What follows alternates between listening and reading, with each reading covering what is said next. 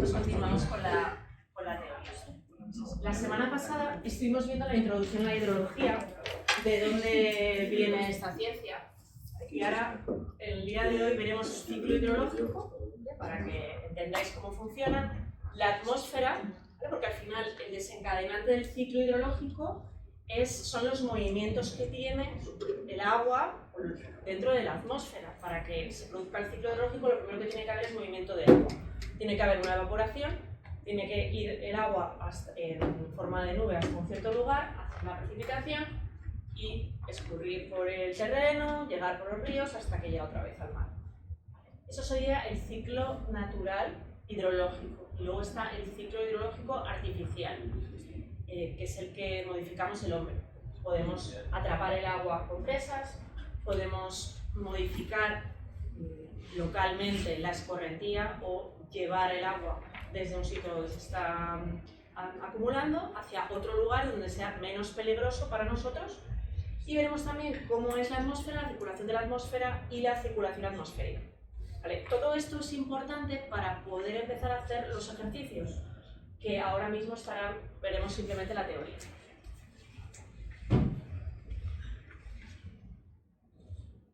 Pasamos hasta la parte del ciclo hidrológico. ¿Vale? Nos quedamos en porque era importante estudiar la hidrología y vamos a seguir con el ciclo hidrológico. Vale. Bueno, eso es para que os hagáis una idea de los órdenes de magnitud del agua que se mueve en nuestro planeta. Vamos a tener, imaginaos, kilómetros cúbicos de agua. O sea, eso es inimaginable, ¿vale? Pero tenemos una evaporación que va a estar en el orden de 320.000 kilómetros cúbicos al año, una precipitación que prácticamente casi todo lo que evapora en el mar o en las grandes masas de agua va a caer otra vez en el mar. Tened en cuenta que el 70% de la superficie terrestre está cubierta por agua. Parte de esa precipitación va a caer sobre todo en zonas montañosas. Cuando veamos cómo se produce la circulación de la atmósfera, veremos por qué la razón de que llueva más en las zonas montañosas. Es porque el agua sube, digamos, el aire sube, se enfría, al ir subiendo por capas más altas de la atmósfera que están más frías, y eso precipita, o favorece que las gotas de agua se condensen, se hagan cada vez más grandes y caiga la precipitación. Y luego tendremos la escorrentía, y parte de esta precipitación, de hecho más de la mitad de esa precipitación, vuelve a la atmósfera en forma de evaporación y evapotranspiración. La diferencia entre evaporación y evapotranspiración es que la segunda se ve favorecida por la acción de la capa vegetal, que son las cosas que favorecen esta evapotranspiración. Entonces, ¿cómo funciona el ciclo hidrológico? Primero tenemos el calentamiento de masas grandes de agua que hacen que ésta se evapore. ¿Vale? ¿Qué es lo que hace que se caliente el agua? Pues la radiación solar. Esa es la energía que hace que muchos de los elementos de este planeta se muevan, esa gran fuente de energía que calienta el mar y hace que suba la temperatura y evapore. Esta evaporación va también a depender de distintos factores. Si nosotros tenemos más viento, puede ser que esta favorezca más evaporación. Para que se produzca la precipitación, una vez que se han formado las nubes, no entraremos en los distintos tipos de nubes que hay, tiene que haber un enfriamiento y se precipita. Pero, como ya vimos el otro día en clase, no solamente es que se enfríe, porque en el Ártico hace mucho frío pero no hay precipitación, sino que tiene que haber otras condiciones. No se sabe exactamente cómo funciona del todo la lluvia, pero sí que es necesario que se enfríe.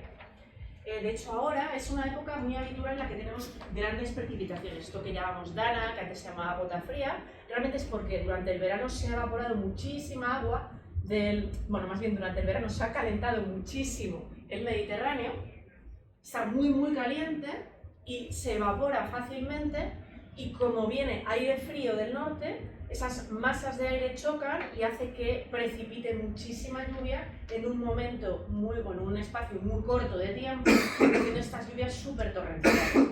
Vale, parece ser que el clima está cambiando, no se sabe muy bien por qué, y estas lluvias cada vez se ve que la distribución de la lluvia cada vez es más en pico. Eso quiere decir que en lugar de ser uniforme todos los días llover lo mismo, como puede ser en el Ecuador, en nuestra latitud cada vez es más extremo. Entonces tenemos muchos días secos y luego otros en los que llueve más fuerte. Eso está pasando también en la cornisa cantábrica. Parece que ahora, en lugar de tener unas lluvias más suaves, distribuidas todo el año, lo que tenemos es momentos en los que llueve más fuerte y bastantes periodos secos.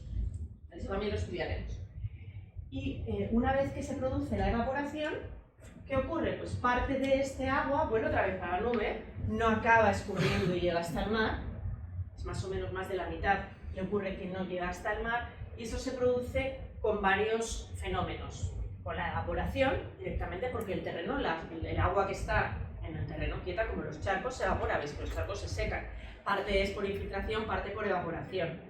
Sublimación. Este es el fenómeno que hace que la nieve que haya caído, porque no solamente hay precipitaciones en forma de agua, sino también en forma de nieve. En España hay poco, con lo cual no hablaré mucho sobre ello, pero sí sabes que hay zonas donde si la radiación solar es suficientemente alta, directamente pasa de estado sólido, nieve, a evaporarse. Esto hace, por ejemplo, que en sistemas como Sierra Nevada, que está muy al sur de España, todas esas nieves que caen, luego al final no lleguen al embalse. Cuentan con esa cantidad de agua como recurso, pero en realidad nunca llega porque se evapora antes, por la acción del sol. Y la evapotranspiración, ¿qué es lo que hacen las plantas? Eso sobre todo lo estudian mucho nuestros compañeros los ingenieros agrónomos, es bastante importante para entender bien el ciclo de vida de la planta, cuánta agua necesita para su correcto crecimiento y demás. Y luego tenemos estos fenómenos que tienen que ver más con la hidrología. Una parte es la infiltración, es decir, del agua que cae. Si tenemos un charco y cae agua, bueno, es una zona plana, en una zona plana el agua tenderá a acumularse y tenderá a infiltrarse porque está estancada hasta que llegue un punto que ya no puede infiltrar más, y si tenemos pendiente escurrirá. La escorrentía es lo que se ve pues, cuando llueve de una manera apreciable, se ve que se forman esas pequeñas cárcavas, esas gotas que se van juntando hasta que se forman pequeños caminitos de agua hasta que llegan al río. Al final el río suele tener agua siempre porque está asociado a un acuífero, también hablaremos de esto. Y después tenemos los fenómenos de deshielo, que es, digamos que la nieve es como un almacén, un buffer de agua que se nos queda en estado sólido en la parte alta de las montañas, donde han precipitado la nieve, y cuando sube la temperatura se produce el deshielo y forma también esa escorrentía. Y cuando hay suficiente escorrentía y se juntan suficientes gotas de agua, estaremos hablando de flujo superficial.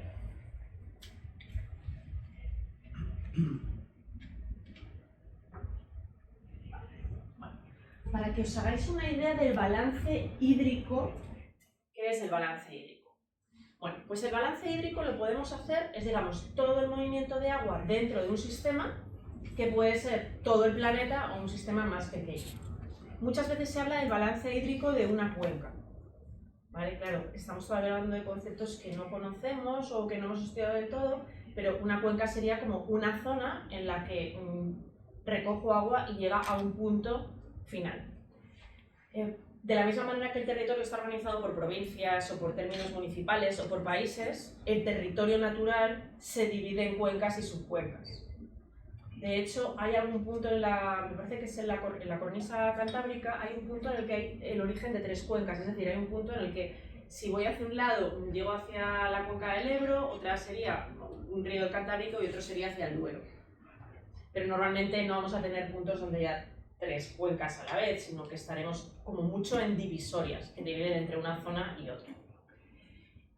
Por ejemplo, si os vais a la bola del mundo que se ve desde aquí, pues en ese punto hay una divisoria. Normalmente las partes altas de las montañas son divisorias porque claro, o el agua va hacia un lado o hacia el otro. Entonces normalmente suelen coincidir con la frontera de grandes cuencas, como por ejemplo aquí tendríamos hacia el sur el Tajo, nosotros estamos en la cuenca del Tajo, y hacia el norte tendríamos el Duero. Más al sur del Tajo pues tenemos el Guadiana, el Guadalquivir, ¿vale? Y al norte pues tenemos los ríos de la cornisa cantábrica, están un poco distintos distribuidos, son más bien de norte a sur en lugar de este a oeste, por cómo están distribuidas las montañas. Entonces podemos hacer un balance en un único sistema, como por ejemplo si hablamos de un acuífero. Esto sería como una cuenca subterránea, ¿vale?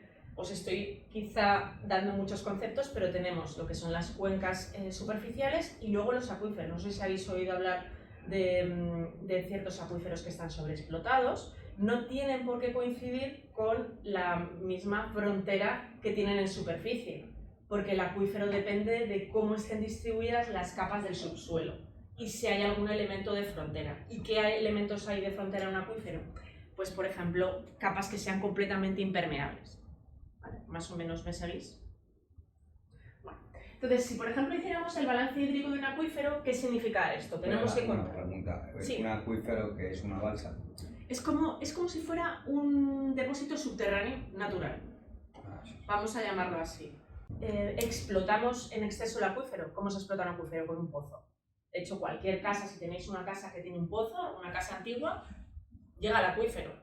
Lo que pasa es que ahora está prohibido explotar los acuíferos sin una autorización, porque si no cualquiera podría estar sacando agua y realmente la Confederación tiene que hacer este balance. Cada año tiene que hacer una planificación de los recursos que entran de agua y los que va a tener que gastar. Es como si fuera una planificación económica, como si fuera una empresa, como si fuera la universidad, que dice, bueno, tengo tanto dinero de lo que las matrículas y tengo que gastar en clases, profesores, mantenimiento. Pues esto es un poco igual, pero a efectos de agua.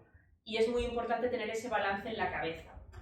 Sobre todo lo tienes que gestionar, porque imaginaos que soy el gestor de este acuífero y sé que voy a tener que proporcionar los siguientes recursos. Es decir, yo ya he dado unas autorizaciones para hacer estas extracciones. Una extracción de abastecimiento, ¿no? Porque quiero suministrar agua a una ciudad y ya tengo la planificación 2 hectómetros cúbicos al año. ¿Vale? Pues digo, vale, tengo que restar a 2 hectómetros cúbicos al año. Aparte tengo 2,40 hectómetros cúbicos para industria y usos agrícolas, que tengo que considerar que voy a tener que usar cada año. Y luego para otros usos. Y aparte sé que este acuífero, de la cubeta de Cerdá, se comunica con el acuífero del Ter, tiene como un trasvase natural, ¿vale? Porque hay unas capas de terreno que tienen una cierta permeabilidad y ya se ha estudiado cuánto pasa cada año. Entonces yo tengo que ver cuánto suma esto y a la vez cuánto voy a recibir. ¿Qué recibe un acuífero o una cuenca? En primer lugar, la lluvia, pero la lluvia no sabemos cuánto es, porque sabemos que no sabemos exactamente lo que va a llover, pero para eso se hacen estudios pluviométricos y se hace un análisis estadístico de lo que ha llovido en los años anteriores, haciéndose como una media, o al menos, si no podemos hacer una media, lo que hacemos es intentamos sacar como el escenario más desfavorable y el más favorable. Y si estamos hablando de una gestión, tenemos que intentar ponernos en el más desfavorable, ¿vale? Para que no nos pille mal, ¿no? Si nos metemos en el más desfavorable, sabemos que estaremos bien y nos sobrará un remanente que se guardará para otros años. ¿Vale? Como si es un depósito subterráneo natural. Entonces, por otro lado, sabemos que nos llega de lluvia, nos llega retorno de riego. ¿Qué es el retorno de riego? Pues cuando yo riego, no todo lo recoge la planta, sino que parte vuelve otra vez a colarse en el subsuelo, ¿vale? Quería poneros este ejemplo porque la hidrología subterránea cada vez va a tener más influencia, porque el agua va a quedarle varios usos y lo más fácil es recoger la que ha sobrado, que se ha filtrado en el subsuelo, siempre y cuando esté limpia. Tenemos el retorno de riego, tenemos pérdidas de la red. ¿Qué significa esto? En una red de abastecimiento siempre hay goteras, digamos. Eso se llama pérdidas. ¿Por qué? Pues porque es una red subterránea, porque es muy difícil de ver y porque no está perfectamente hecha ni perfectamente mantenida. Esto hay maneras de buscar esas pérdidas y limitarlas y arreglarlas, pero siempre va a haber un mínimo de pérdidas que es muy difícil que no se produzca. Pero bueno, esto ya lo contamos, que se filtra al terreno y vuelve al acuífero. Y luego también tenemos distintas rieras y ríos que sabemos que, aparte de lo que llueve, viene de otra cuenca con más o menos este volumen de agua. Y con esto podemos decir, bueno, pues nos dice que el excedente es 0,7 hectómetros cúbicos al año. Bueno, si resulta que nos lleve menos 0,7 de lo que habíamos contado, tendríamos un problema. Y así en todo momento están las cuencas hidrográficas haciendo este balance en tiempo real, ¿vale? Hay gente que se dedica solamente a estudiar este tipo de cosas, ¿vale? El análisis del balance hídrico de recursos. Y si nos vamos a nivel mundo, para que os hagáis una idea, ¿vale? Aquí tenemos todas las superficies de continentes. Y esto he querido poneros un cuadro en el que indica la precipitación media en milímetros en cada continente. ¿Sabéis cómo se mide la precipitación? Lo veremos después, pero para que lo tengáis claro. La precipitación se mide en milímetros de altura de agua. ¿Y qué es esto? Un milímetro sería, si empezamos a echar agua, aquello que cubre una altura de 1 milímetro. Como lo medimos por metro cuadrado, si esparcimos 1 litro de agua en 1 metro cuadrado plano, nos va a ocupar una altura de 1 milímetro.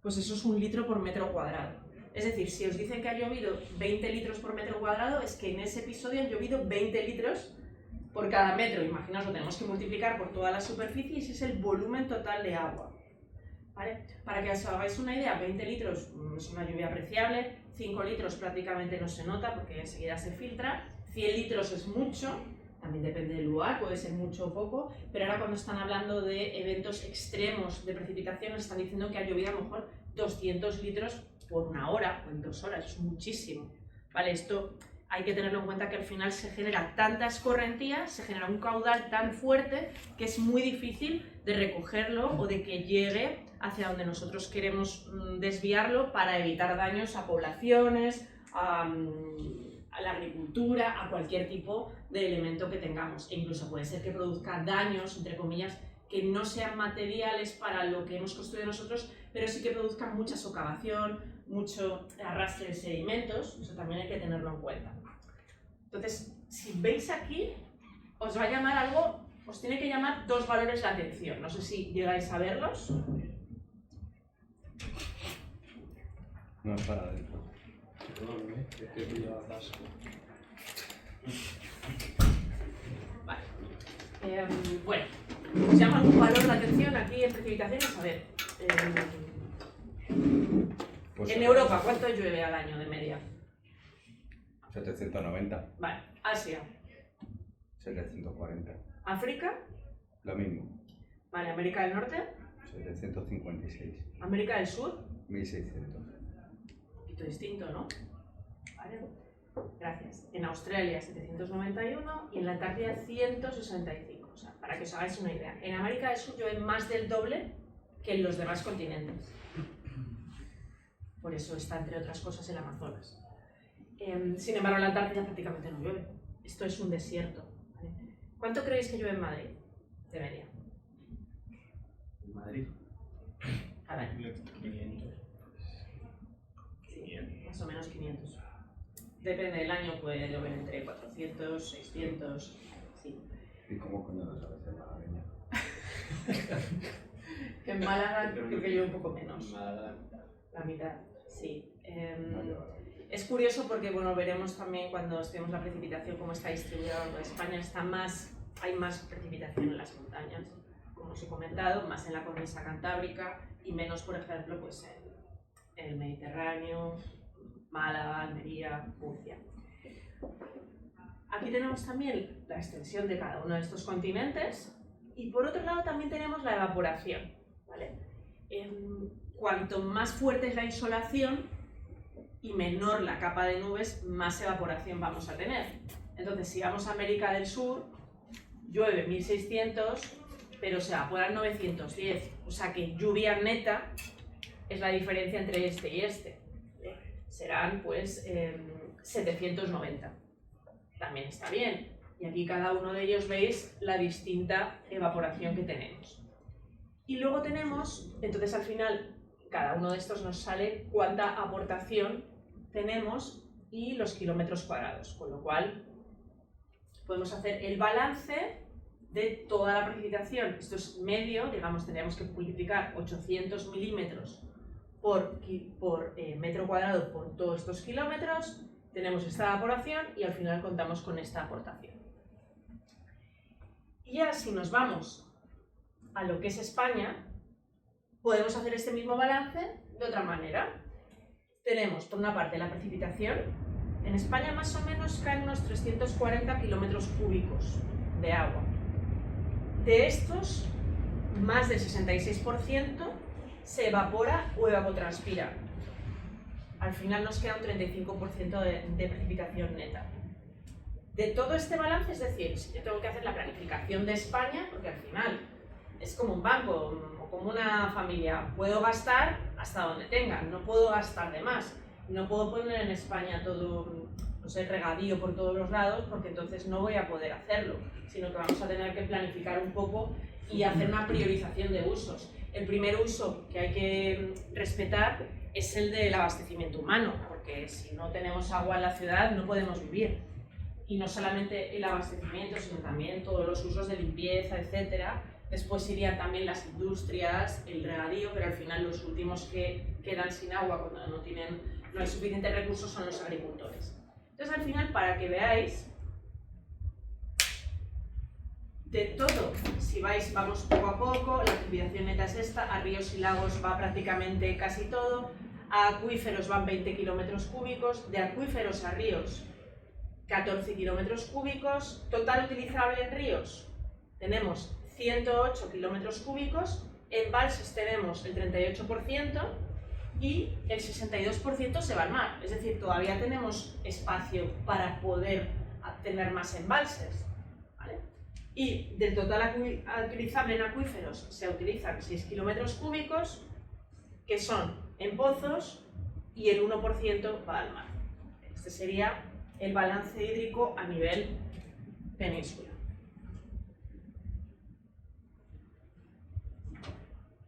Todo esto es para que captéis que aunque tengamos un planeta en el cual el 70% sea agua, realmente no hay tanta agua susceptible de ser utilizada. ¿Cuál creéis que es la primera razón por la cual no podemos usar todo el agua del planeta? Por la salada. Muy bien, porque la mayor parte del agua está salada. Se puede desalar, pero tiene un coste energético y ecológico muy grande, porque toda esa sal que nosotros retiramos del agua la tenemos que verter en algún sitio, y ese sitio, el mar, está pensado para una determinada sanidad. El verterle más sal de la cuenta al final es una contaminación. Y la segunda razón, ¿cuál creéis que es? Contaminación. Exactamente. Del agua que tenemos disponible para uso humano que no está salada, gran parte de ese agua puede estar contaminada. Y el problema es que cuando ya contaminamos una masa de agua es muy difícil descontaminar. Se puede hacer, igual que con la desalación, pero tiene un alto gasto de energía, de recursos, de dinero. Con lo cual, lo que hay que procurar es no seguir contaminando la poca que tenemos. Entonces, si de todo el agua que tenemos en el planeta, esta es la distribución. Más del 97% está en los mares y océanos. Ya tenemos muy poquita agua disponible, el 3% disponible para poder utilizar. Pero de ese 3%, el 2,2% está en los glaciares. Con lo cual, tampoco podemos ir fácilmente y recogerla. El 1 por 10.000 está en la atmósfera, ¿vale? Está en forma de nubes, de agua, que está en la atmósfera. Luego tenemos en la propia biosfera, pues las plantas, dentro de las plantas hay parte de este agua, parte de los animales, todos los seres vivos. Tenemos el 0,6% como aguas subterráneas, de hecho hay mucha más agua subterránea que agua superficial, por eso hablan muchas veces que hay que intentar aprovechar esos grandes lagos subterráneos, grandes embalses subterráneos, y de hecho prácticamente en todo el norte de Europa la mayor parte del abastecimiento se realiza por aguas subterráneas. ¿Vale? Porque el agua subterránea, al filtrarse a lo largo del terreno, ya va limpiándose y prácticamente no necesita tratamiento. Frente a que el agua que vamos a tener expuesta al aire, al sol, va a necesitar plaguicidas, va a necesitar cloro, va a necesitar quitarles las algas, en fin, necesita mucho más tratamiento. Pero en España no hay tanta tradición y también los acuíferos quizá no están tan disponibles como en otros países. Y al final, pues en ríos y lagos solo tenemos el 0,02%.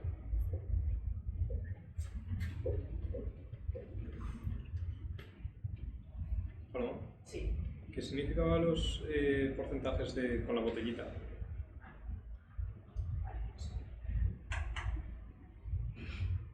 El 72,2 en los glaciares y esas cosas. Esta sería de ese agua, ¿cuál es la que podemos beber? ¿Vale? O sea que realmente, aunque nosotros tengamos un 0,02% de ríos y lagos, solo de este el 0,35% la podemos beber. Y la reutilizamos, digamos que tiene un ciclo de digamos, lo que tarda en volver a pasar el ciclo son 12 años. Los glaciares 15.000 años. Lo que tarda en renovarse los mares y océanos son 3.100 años. La atmósfera 9 años.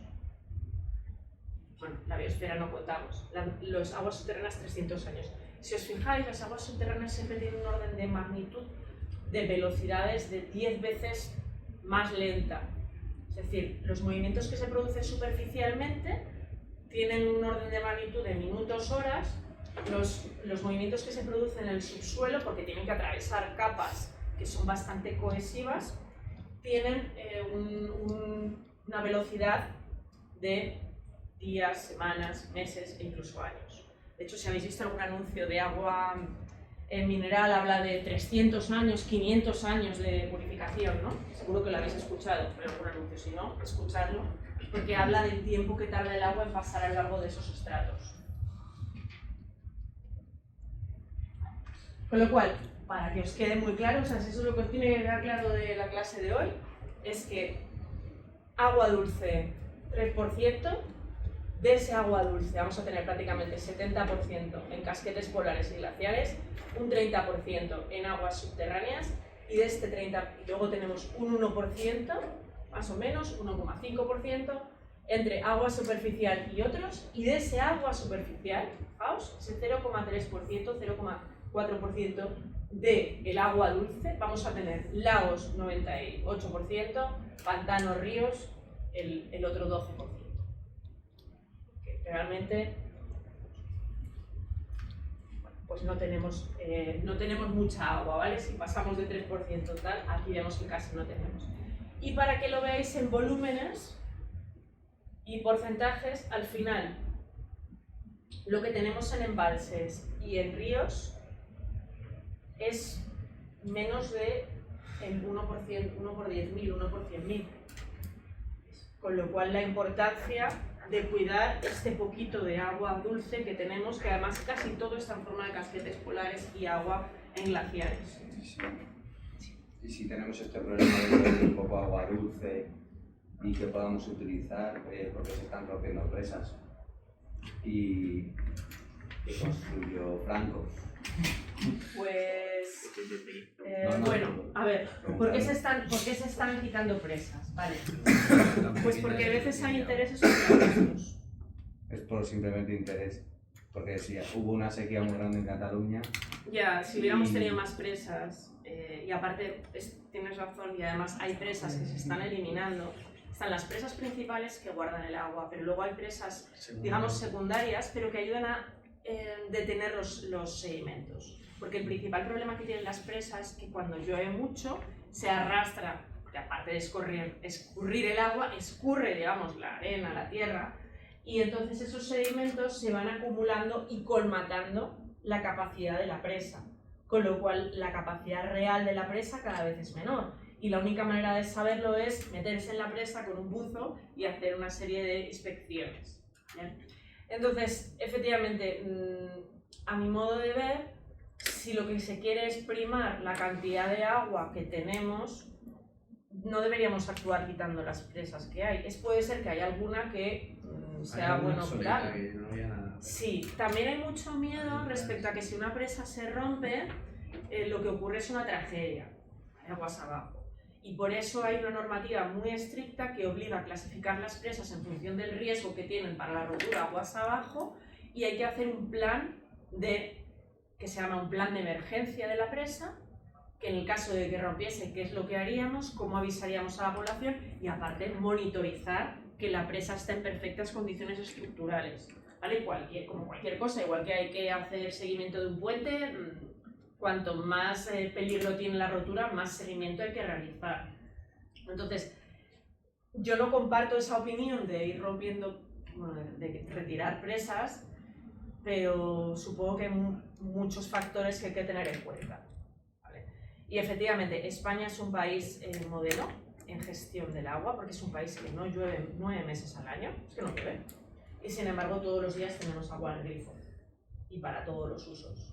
Es un auténtico milagro, y la forma en la que se aprovecha el recurso hídrico en España es completamente excepcional. Hay pocos países que tengan este régimen pluviométrico y sean capaces de tener agua todos los días. Pero eso viene por las presas que se hicieron. Sí, a ver, cuando se acabó la guerra civil, de hecho hubo un gran esfuerzo por reconstruir el país.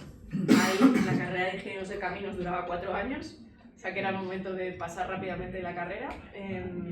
Y se quisieron sacar muchas promociones rápido de ingenieros civiles que volvieran a reconstruir el país y se hizo un gran esfuerzo de hacer presas. Ahora mismo esas grandes obras hidráulicas es muy difícil tener la suerte de participar en esos proyectos porque es que ya no se construyen en España. Por si vas a Asia, Sudamérica, puede ser que participes en un proyecto de esa envergadura, pero aquí en España es muy difícil. A Franco le llamaban Paco Rana porque hizo muchas presas.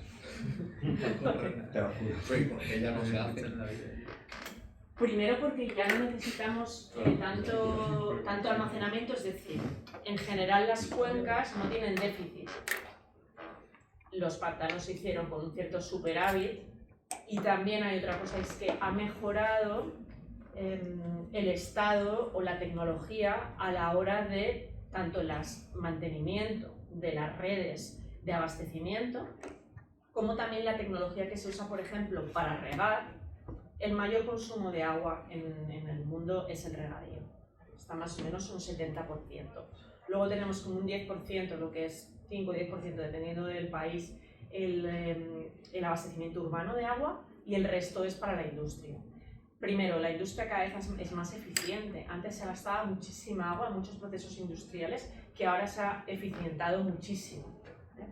Y por otro lado, la agricultura también y se han mejorado las condiciones. Entonces es un poco que no tanto que haya disminuido, o sea, que se hiciera con superávit que se hizo, sino que a pesar del crecimiento económico y en población del país, cada vez se es más eficiente en el uso del agua. Entonces ha habido esos dos factores que han favorecido que no haya que hacer más presas. Gracias a la planificación que hubo después de la guerra.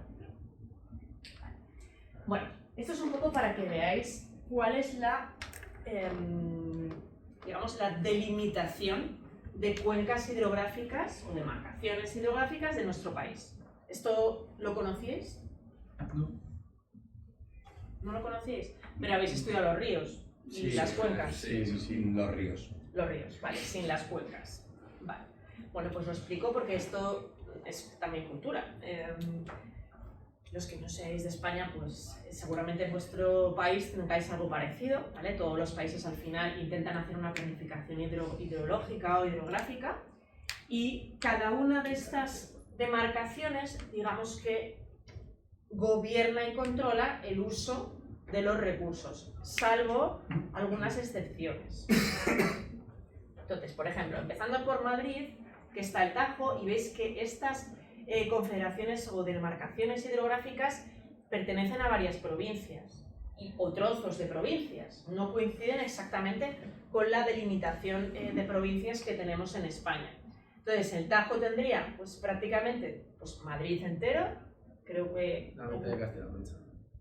Exactamente, la mitad de Castilla-La Mancha. Aquí, bueno, tenemos Portugal, algunas de estas cuencas son interpaíses. Y parte de, bueno, sí, esto creo que llega parte un poco de Aragón, ¿vale? Después tenemos el río Guadiana, ¿vale? Que atraviesa Extremadura, Guadalquivir, y en la margen mediterránea tenemos el río Segura. Realmente es las demarcaciones que están en el Mediterráneo es más que el río, porque hay algunos otros ríos pequeños que llegan hasta el mar y los incluyen dentro de la misma demarcación para facilitar que no haya infinitas demarcaciones de pequeñas rieras que llegan hasta el mar. Tenemos Segura, que es más o menos pues, la provincia de Murcia, Júcar, la Comunidad Valenciana, ¿vale? Con Júcar que pasa por Valencia, el Ebro, que llega hasta Tarragona, y luego tenemos parte Duero, que coincide más o menos con Castilla y León, Miño-Sil, y tenemos otra serie de demarcaciones que son costeras. Entonces, por ejemplo, aquí tenemos, en el norte tenemos Galicia Costa, o sea, todo lo que es Galicia, que no es de la cuenca del Miño-Sil, que son muchas pequeñas cuencas, pertenecen a esta demarcación. Tenemos Cantábrico Occidental, cuencas internas del País Vasco y Cantábrico Oriental, o sea, aquí tenemos 3 más. Porque en general, tanto en el País Vasco como en Cataluña, intentan tener una gestión que coincide sus cuencas internas con su comunidad autónoma.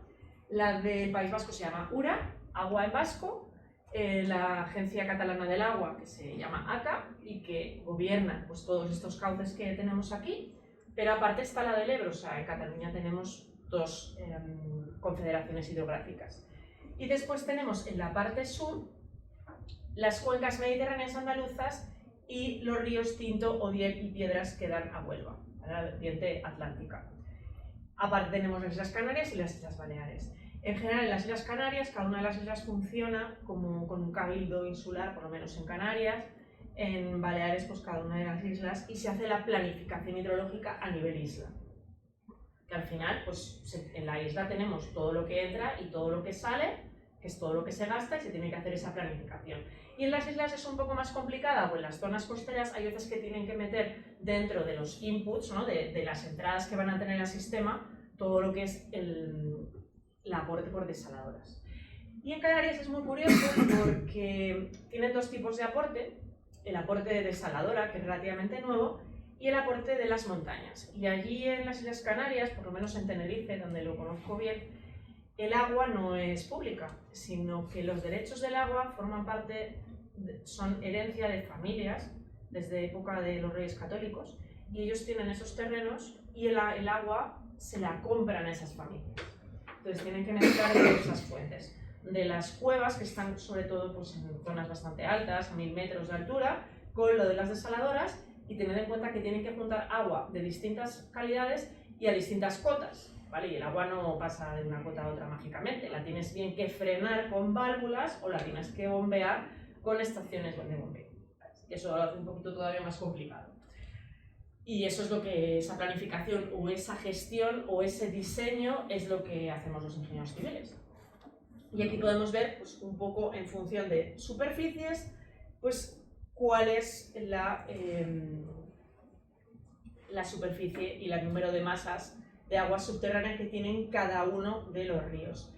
El que tiene más superficie es el Duero, después sigue el Ebro, son los 2 ríos más grandes que tenemos, y después el número de masas de aguas subterráneas tiene más el Ebro, pero más o menos estos son los ríos que tenemos más grandes de España, y después tenemos también aquí cada uno de las que son intercomunitarias, ¿vale? Las Baleares, Canarias, Galicia Costa y todas las zonas que pertenecen a las zonas costeras. Una pregunta. Sí. El agua que está en plan debajo de la tierra, ¿cómo saben dónde hay agua? Vale. Bueno, las confederaciones hidrográficas no solo manejan el agua superficial, sino también la subterránea. Lo que pasa es que hay veces que algún acuífero puede estar compartido. Vale, ¿cómo saben lo que hay? Pues es difícil de saberlo exactamente. Lo puedes saber porque pueden hacer catas, o digamos los sondeos, y detectando dónde están los freáticos e intentar sacar el volumen de toda ese agua. También lo hacen mucho por estimación de lo que ha llovido, ¿vale? De profundidad de esas capas, por la porosidad en las capas en las que está metida.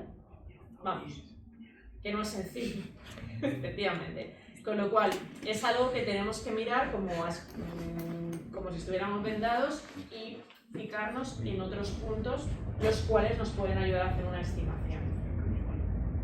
Vale. Fundamentalmente, pues estimando y teniendo en cuenta las entradas y las salidas. Y luego, como veis, en casi todos los ríos, bueno, en todos los ríos de importancia, empiezan en una fuente. Y realmente una fuente es la salida a la atmósfera de un acuífero, que suele estar en una ladera.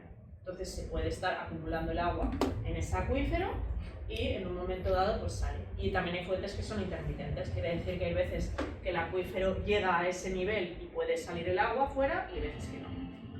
En el caso de los montes, por ejemplo, bueno, como mi familia es del País Vasco, pues yo lo conozco bien. Allí, muchas veces, aunque llueve muchos días, pero en verano veréis, bueno, que los ríos grandes tienen agua siempre. ¿Por qué? Porque siempre tienen como que va escurriendo de lo que está acumulado en el terreno.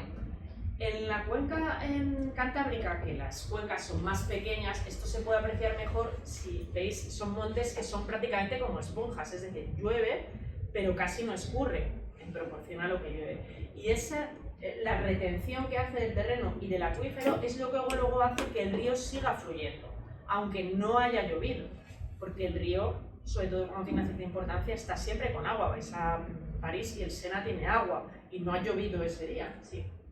Generalmente existe una diferencia muy grande de altura entre las masas de aguas subterráneas. Por ejemplo, se encuentran muy divididas, una muy alta y otra muy bajo, o se encuentran.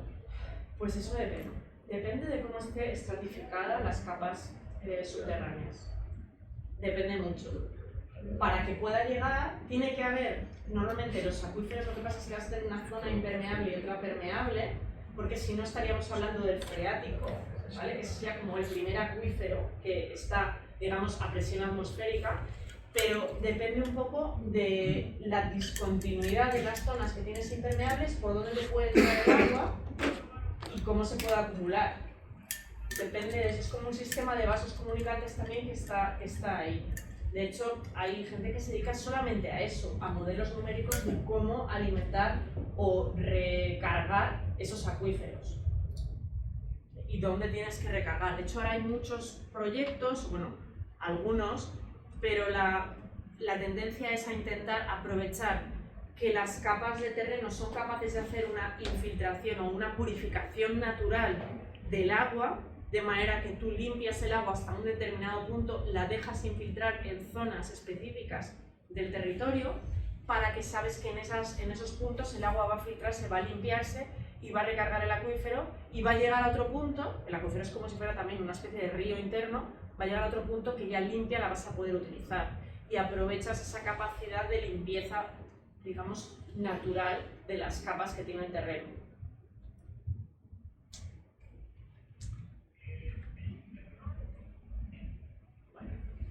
Pues seguimos con otro factor que también es importante, que es la demanda de agua. ¿Qué es la demanda de agua? Pues esto es lo que desde 1980 hasta proyección 2030 se supone que vamos a necesitar como planeta, para todos los usos que tienen que ver con nuestra vida y nuestro asentamiento en el planeta Tierra, en cada una de las décadas. Esta es una proyección, ¿vale? ¿En qué se basa? Pues se basa en que aumenta la población, aumentan los usos productivos que necesitan agua, pero por otra parte también cada vez se es más eficiente. Al final, como la tecnología lo que hace es que se gaste menos para producir lo mismo, digamos. Por ejemplo, ahora los coches gastan muchísima menos gasolina que hace 20, 30 o cuando se empezaron a fabricar. Y puedes ir a la misma velocidad, pero se ha mejorado y pulido todo el proceso. Pues esto es igual. Ahora posiblemente la industria textil sea capaz de fabricar prendas con menos agua y sea más eficiente, y además también se premian esos avances tecnológicos, con lo cual no sube al mismo ritmo que sube la población y sube la actividad económica, pero aún así sube. Y hay que tenerlo en cuenta. Entonces, en este mapa que queremos representar o que se representa, ¿Cuál es el nivel de vulnerabilidad al estrés hídrico? ¿Y qué es el estrés hídrico? Pues la posibilidad de que no se puedan satisfacer tus demandas hídricas de agua. Como veis, estamos en una zona en la cual el estrés hídrico es alto, que se lo digan a la gente que está en Cataluña, que hace poco casi se han quedado sin agua, les tienen que cortar el grifo. Norte de Europa, pues bueno, hay zonas menos, pues con menos estrés hídrico que otras. Por ejemplo, en México también hay mucho estrés hídrico. Sudamérica hay menos estrés hídrico, menos algunas zonas que son más secas, como Chile. Y también tenemos toda esta zona de Oriente Medio, Oriente Próximo, India y África, en el cual el estrés hídrico es alto. Entonces esto hay que tenerlo en cuenta. Y de hecho, bueno, pues también se intenta que a nivel global se destinen los recursos a favorecer a las zonas que están más desfavorecidas para intentar igualar todo el nivel del planeta.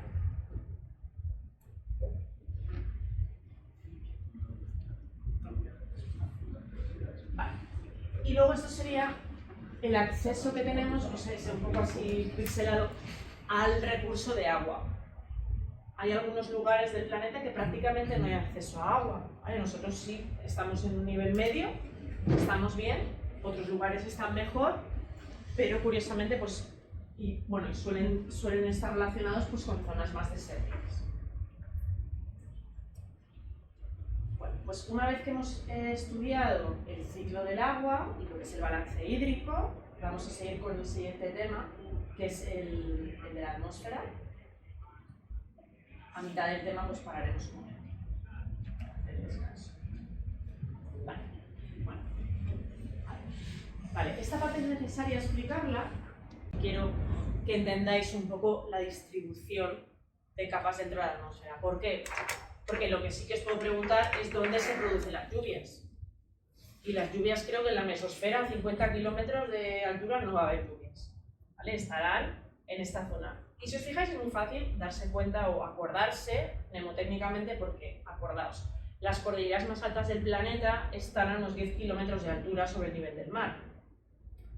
Más allá de esto, que se empieza a enrarecer el aire, ya no hay atmósfera. Luego, la troposfera, que es la capa más cercana a la superficie, va a tener una altura entre 0 y 12 kilómetros. ¿Por qué 0? Porque hay zonas que están toda la corteza terrestre, porque hay cordilleras y entonces tendremos prácticamente nada de capa por encima. Después vamos a tener la estratosfera, la mesosfera, la termosfera y la exosfera, que ya el espacio exterior. Vale. En la troposfera, como digo, lo que se producen los fenómenos meteorológicos, que es los que vamos a estudiar y que producen el ciclo del agua. En la estratosfera tenemos la capa de ozono y una temperatura constante. La mesosfera, bueno, en la troposfera pasamos, cada vez hace más frío, ¿vale? Baja la temperatura, ¿vale? Por eso en las partes, en las zonas altas, en las montañas hace más frío. En la estratosfera la temperatura es constante. En la mesosfera vamos a tener una capa caliente porque absorbe la radiación del sol. Luego tenemos en la troposfera, iones libres, y en la exosfera realmente es, bueno, por no pasar de cero a nada, o sea, de todo a nada, se va enrareciendo la concentración de gases hasta que llegamos a no tener nada, el vacío. Vale. Dentro de la atmósfera tenemos estos gases. El gas más predominante es el nitrógeno, que es un gas neutro. El oxígeno es más o menos un 21%, CO2 0,03%, no es mucho, ¿vale? Argón, que es un gas inerte, 0,93%, y el resto pues prácticamente despreciable. ¿Vale?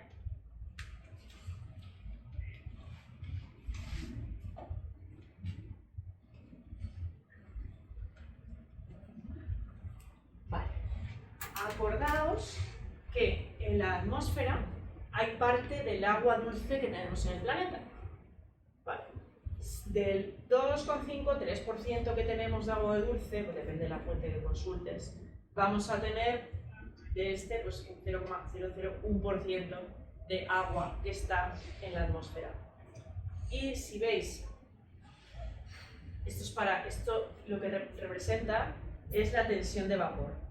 ¿Qué significa la tensión de vapor? Esto es, en función de la temperatura vamos a tener más tensión de vapor. ¿Por qué es importante? porque entendamos que cuanto más sube la temperatura del agua, más fácil es que este agua evapore. Vale. Y esto sería un poco la distribución de vapor de agua en la atmósfera en todo el planeta. Veis que en las zonas cercanas al Ecuador tenemos muchísima más porcentaje de agua en la atmósfera. Alguna vez lo habéis oído, la humedad relativa. En Madrid la humedad relativa pues es baja, es un clima muy seco. Eso se nota porque si venís de una zona de la costa, que gracias a que está el mar pues hay más humedad, lo primero que se nota es que cuando sacas la ropa de la maleta está como húmeda.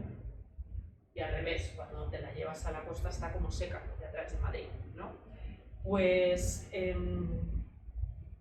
vale, pues eso influye mucho en que se evapore o no el agua. ¿Vale? Y eso es la distribución de vapor de agua en la atmósfera, no es continua, es discontinua. Y es muchísimo mayor en el Ecuador. Vale. Bueno, pues otro gráfico más para que veáis, ya teniendo en cuenta las temperaturas, cuál es la distribución de las capas de la atmósfera.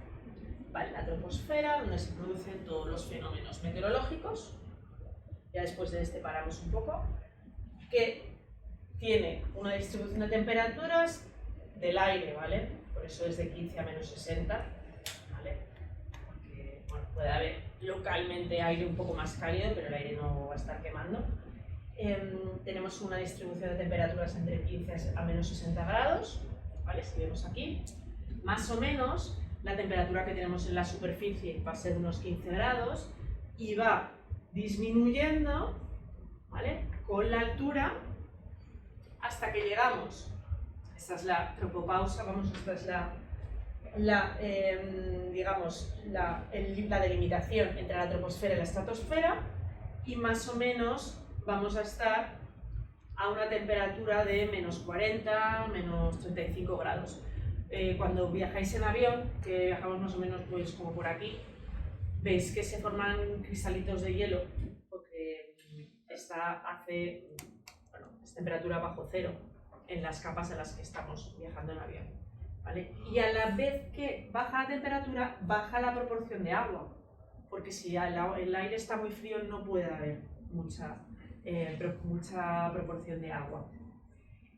Vale, después tenemos la estratosfera, en la cual tenemos temperaturas muy frías, la mesosfera, que estamos a menos 95 grados, termosfera, que ya estamos más a temperaturas muy altas porque absorbe la radiación solar, y la exosfera ya para ir al espacio exterior.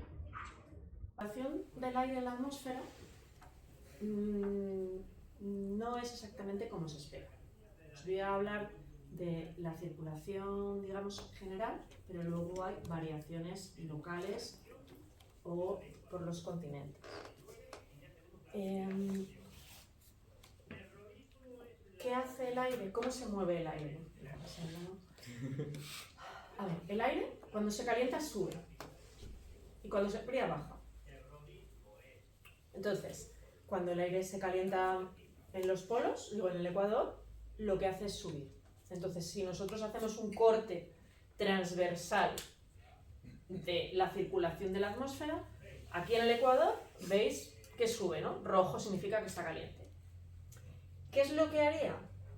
Si solamente hubiera esta, digamos, circulación principal que ocuparía un cuarto de la circunferencia terrestre, pues subiría en el Ecuador, iría por aquí por arriba y bajaría en los polos, ¿no? Eso es lo que sería si fuera así. Pero como es mucha longitud, se hace una circulación en triple lazada, que se llama así. Entonces, más o menos a la altura del paralelo 40 y el paralelo 60 se invierte esta circulación. Entonces, el aire sube en el Ecuador. De hecho, en el Ecuador hay mucha nubosidad. En el Ecuador prácticamente llueve a diario, porque hay muchas nubes que están ahí. Hay mucha evaporación, sube, y muchas veces lo que tenemos es a la altura del paralelo 40 tenemos bastante precipitación y bastante movimiento de borrascas. De hecho, casi todas las borrascas se van a formar en esta zona de aquí y van a subir o bajar.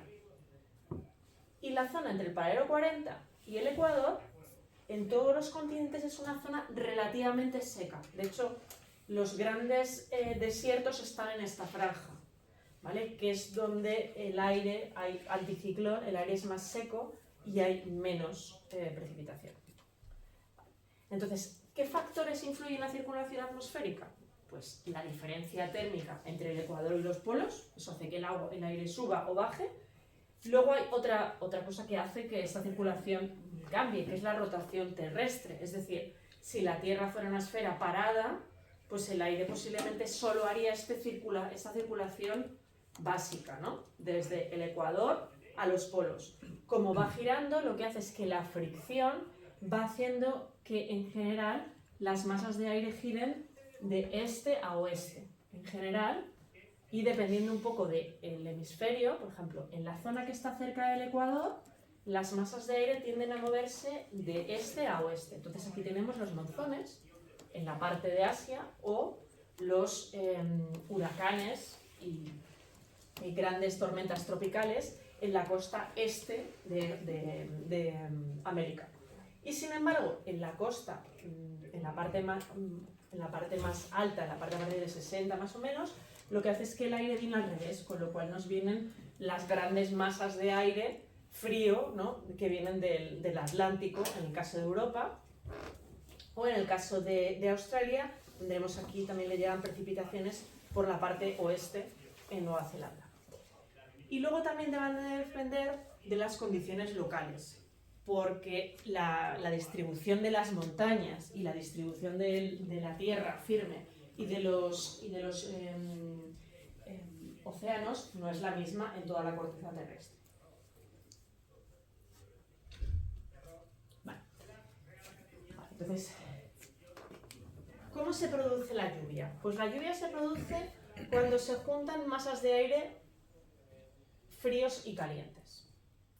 Normalmente vamos a tener, pues si tenemos una depresión que simplemente es que va girando el aire en sentido antihorario en el hemisferio norte, puede ser que se mezcle dentro de este aire frío, se mezcla una cuña de aire caliente que viene con mucha vapor de agua. Acordaos que cuanto más caliente está el aire, más vapor de agua va a tener, siempre.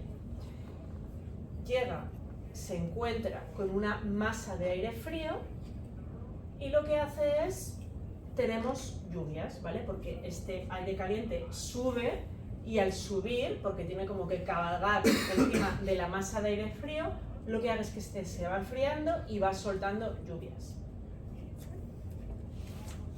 Entonces tendríamos un frente con una lluvia más o menos suave. También nos puede ocurrir que digamos que la pendiente, en el otro caso era cuando nosotros tenemos una masa de aire frío y se nos mete una cuña de aire caliente. En el caso de que tengamos una cuña de una masa de aire caliente y lo que se nos mete es aire frío, eso es lo que ocurre aquí cuando al final de verano, cuando tenemos el aire caliente que se ha acumulado encima del Mediterráneo y en la costa y nos viene de golpe unas masas de aire frío que vienen del norte de Europa. Entonces esas masas de aire frío, digamos que la pendiente que forman entre las dos capas es mucho más acusada y entonces el aire caliente sube muy rápido y de hecho la intensidad de la lluvia depende de la rapidez en la cual este aire caliente esté ascendiendo. Si asciende muy rápido, se enfría muy rápido y entonces para la misma unidad de superficie vamos a tener más precipitación, simplemente por la pendiente.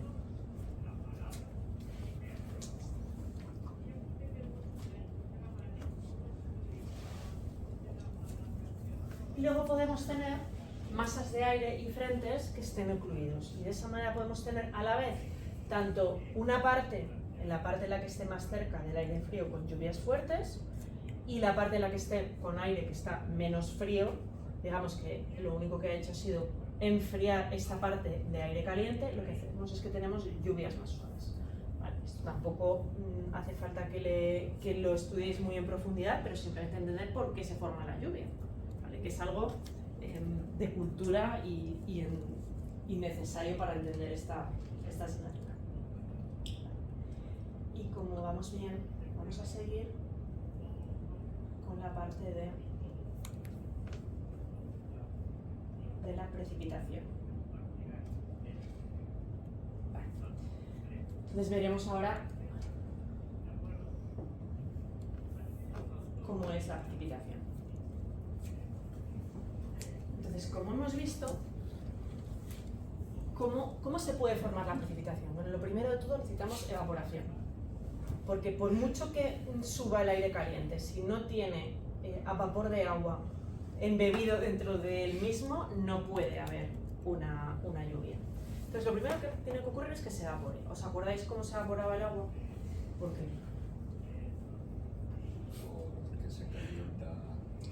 Porque se calienta una masa de agua, ¿vale? ¿Y cómo se calienta? Pues con el sol.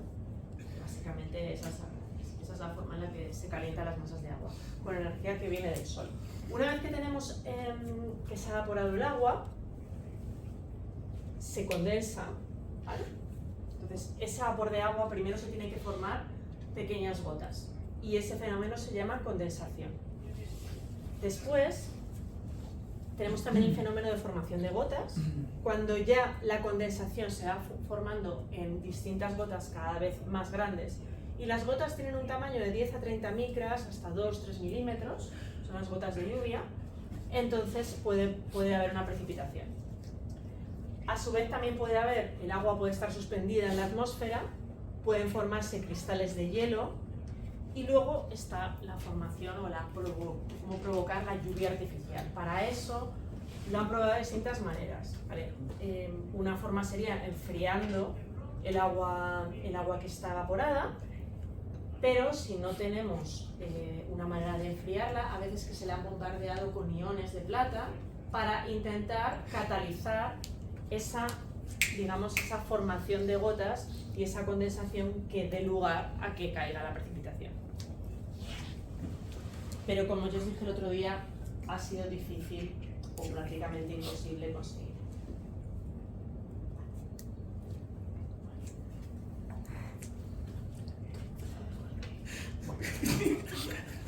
Pero. A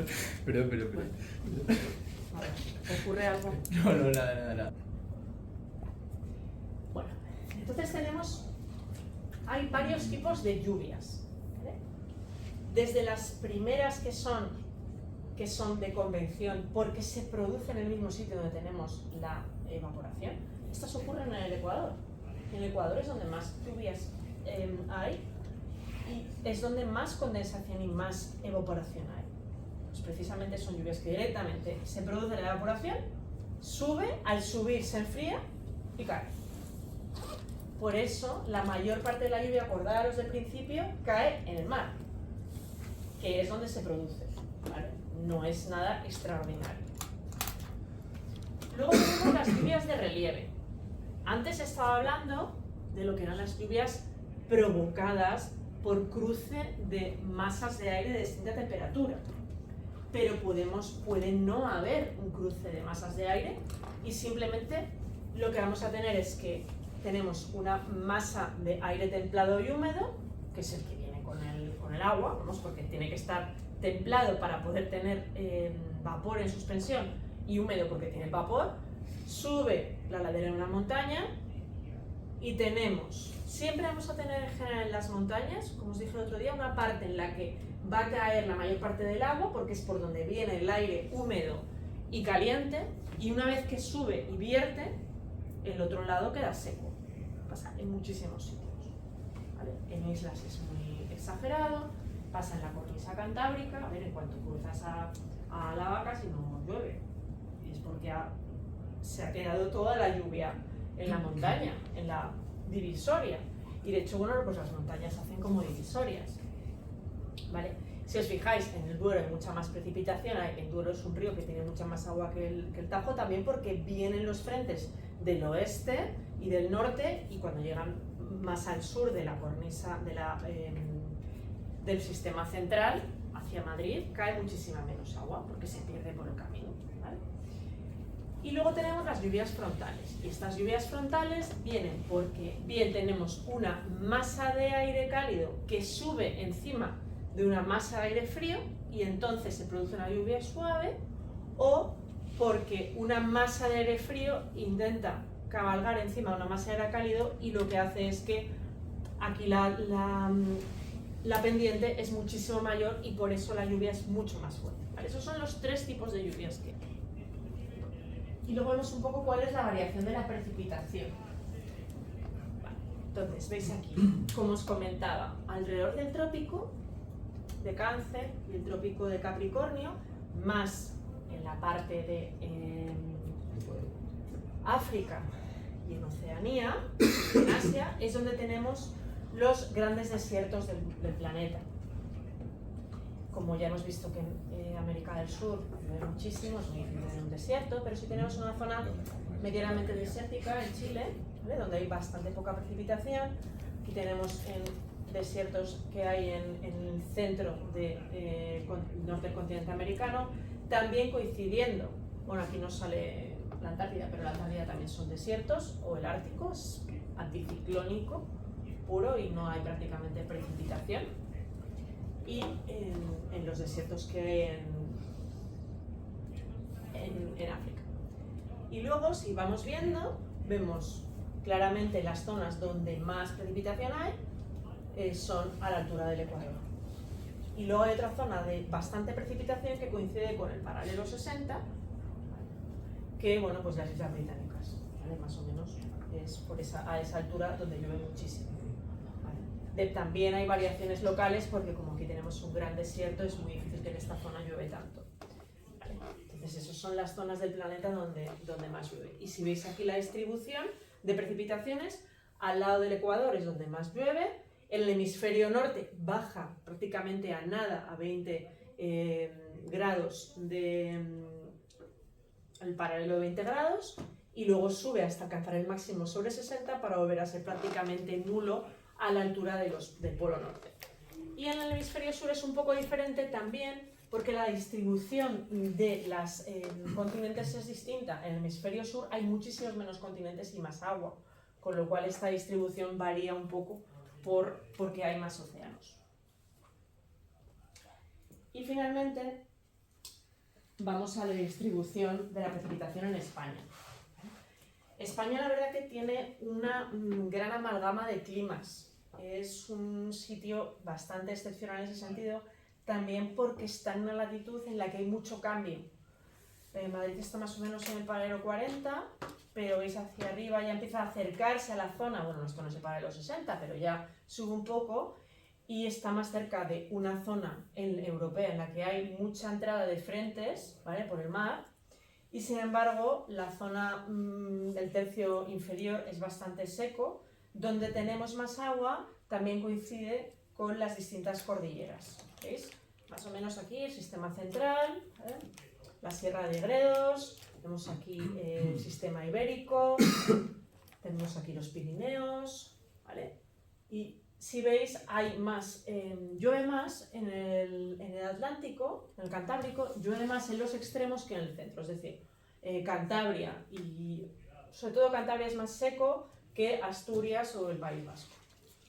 Y luego, curiosamente, hay una zona en la Sierra de Cádiz, Málaga, que es de los lugares más pluviosos, donde más llueve de España, donde más pluviometría hay, a pesar de estar aquí al sur. ¿Sí? ¿Por qué? No sé, lo has dicho tú. A ver, que no pasa nada, no juzgamos a nadie. ¿Por qué? No, por el malagueño que es de Fuengirola. Porque, vale. Pues en esta zona de la Sierra de Grazalema es de donde más llueve de toda España. Curioso porque está cerca de uno de los lugares donde más calor hace, que es Écija. ¿Y eso por qué es? Pues porque realmente entran muchísimos frentes por el Atlántico, ¿vale? De hecho, si habéis estado acá en Huelva, la temperatura del aire y del agua no tiene nada que ver con Almería, a pesar de estar a prácticamente la misma latitud, simplemente porque por aquí entran los frentes y aquí está más predominado por la parte mediterránea. Y aquí justo, al ver una cordillera que justo está donde entran todos los frentes, pues se queda toda la lluvia. Bueno, toda no, pero es lo suficientemente alta como para que quede. Bueno, la parte noreste de la península es también muy pluviométrica. Primero porque todas estas, digamos, cadenas montañosas lo que van a hacer es parar las lluvias y dejarlas allí. Y como veis, pues se aprecia lo que os comentaba antes en la parte norte, la vertiente norte de la cordillera Cantábrica, pues se ve muchísimo más, y una vez que pasa aquí pues ya tiene mucha menos precipitación. Y ocurre esto, veis, en las Islas Canarias ocurre muchísimo, veis, Tenerife llueve sobre todo en la parte norte, en la parte sur no llueve apenas. Entonces claro, cuando nosotros tenemos una cuenca, imaginaos que tenéis que gestionar esta cuenca, la cuenca del Tajo, con esta distribución tan irregular de precipitaciones. Al final tienes que hacer, bueno, pues se intenta hacer como una integrar a lo largo de toda la superficie cuánto llueve por cada unidad de superficie, y tienes más o menos una estimación de lo que vas a percibir cada año. Y como órdenes de magnitud, en la zona norte llueven unos 1000 milímetros al año, la zona centro tenemos 500 milímetros al año, y la zona sur, con suerte, pues tienen 300 milímetros al año. En la zona de Murcia, Almería, que tiene tan poca agua y es una zona que climatológicamente es muy buena para la agricultura, el regadío, pues aquí sacan el agua literalmente de las piedras, ¿vale? Muchas veces riegan con agua regenerada para poder aprovechar al máximo pues la poca agua que tienen. Bueno, entonces una vez que ya sabemos por qué se produce la precipitación, para poder hacer análisis estadísticos de la misma, vamos a tener que medirla. ¿Vale? Entonces, ¿cómo medimos la precipitación? Bueno, pues yo os he comentado que para empezar tenemos que definir una unidad, ¿vale? Y la unidad que se definió es 1 litro por metro cuadrado, y eso es igual a 1 milímetro. Como curiosidad, para que caiga 1 litro de nieve, ¿vale? La nieve es 10 veces menos densa que el agua. Bueno, depende si ya las ha aprisionado, pero una vez que cae, en plan cuando está nieve en polvo, así muy guay para esquiar, pues para que caiga 1 litro de agua por metro cuadrado, tiene que caer 1 centímetro de nieve.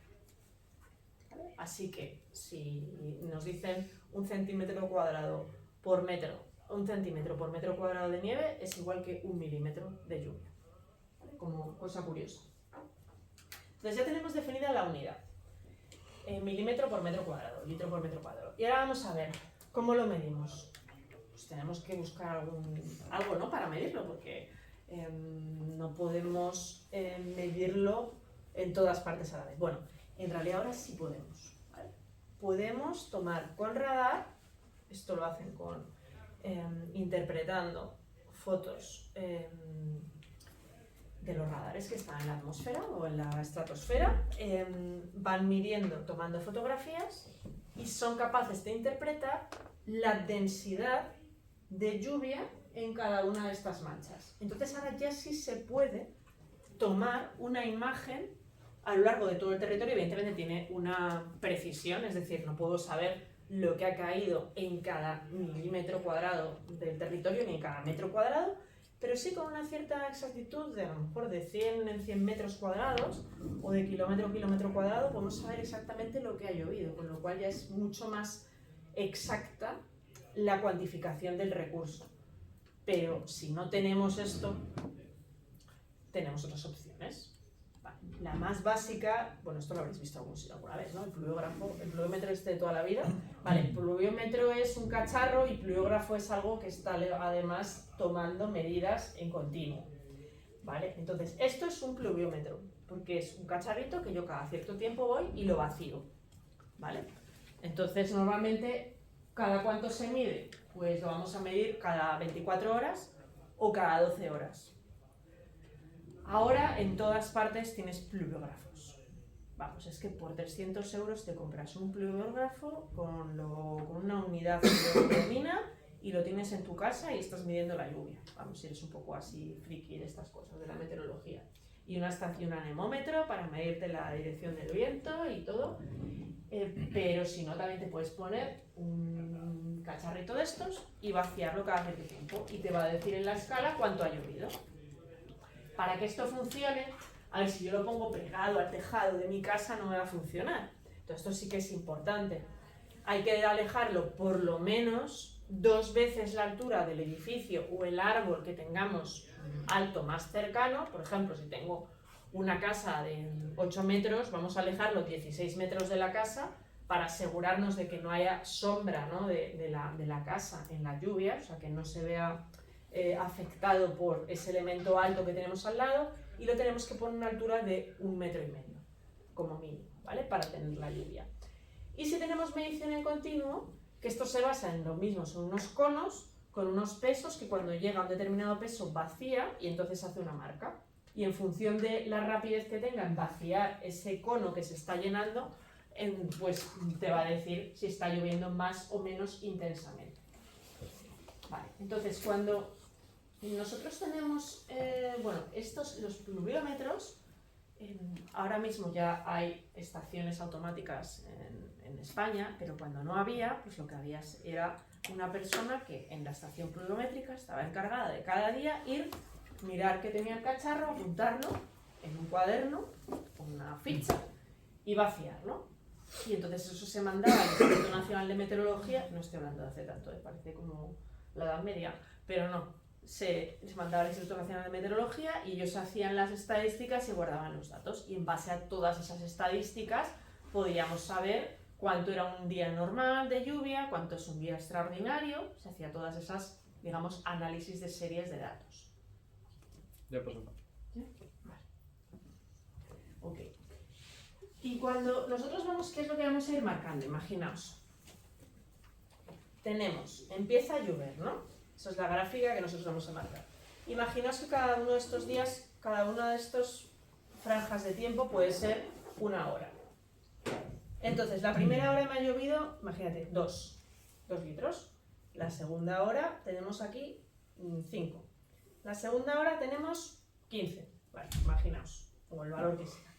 Esto, ¿realmente esto qué es? Esto es la precipitación acumulada, ¿vale? Pero realmente lo que nos interesa son las intensidades. Y la intensidad es la precipitación por unidad de tiempo. Como estamos en el sistema métrico internacional, la unidad de tiempo, ¿cuál es? Vale, Bueno. de acuerdo, sí, de acuerdo. Pero en este caso nosotros la medimos la intensidad por horas. Es decir, lo más habitual no es decir me han llovido 0,5 litros por segundo. No, decimos me han llovido 50 litros por hora. ¿Vale? Y entonces, pero podemos dividirlo en los bloques que queramos. Lo que pasa que si nos dicen tenemos una lluvia de 20 minutos con una intensidad de 60 litros por hora, ¿cuánto ha llovido en esos 20 minutos? Mucho. Pensad. ¿Cómo decir? En plan, 60 litros en 20 minutos. Sí, mira, eso es uno de los ejercicios que vamos a hacer. Vamos a pasarlo aquí. Mucho. Vamos a deducirlo entre todos, ¿vale? Mucho. Ya te lo ha dicho, algo Vamos que- a deducirlo. A ver, tenemos una lluvia 20 minutos, ¿vale? Y tenemos una intensidad de lluvia y de precipitación de 60 litros hora o 60 milímetros hora. Vale. Si hubiera llovido, vamos a hacerlo con una regla de 3. Si hubiera llovido 1 hora, ¿vale? Entonces tendríamos 60 litros, ¿no? Sí. Han llovido 20 minutos. ¿Cuántos son 20 minutos? 1/3. 1/3 de hora, ¿no? Pues entonces, ¿cuánto ha llovido? 20 litros. 20 litros. Pensad que es un poco como los kilómetros hora. Si yo voy a 60 kilómetros hora y ando durante 20 minutos, he recorrido 1/3 de los 60 kilómetros hora. Es decir, habría gastado, habría recorrido 20 kilómetros, pues esto es igual. Entonces eso es importante, pero por ejemplo, si me dicen, vamos a hacerlo a la inversa, tengo una lluvia de 20 minutos y la precipitación total fue de 40 litros. ¿Cuál es la intensidad? Por 3. ¿Cuándo? Por 3. 40 por 3. Exacto. 40, ¿vale? O también podemos hacer, es 40 por 3, ¿vale? Porque 3 es, digamos, es como 40 dividido entre un tercio, que es un tercio de una hora, esto es igual a 40 por 3. Luego teníamos una intensidad de 120 milímetros hora. Esto es lo más importante de la intensidad de precipitación, ¿vale? Que no os confundáis entre las intensidades dependiendo de la duración del evento.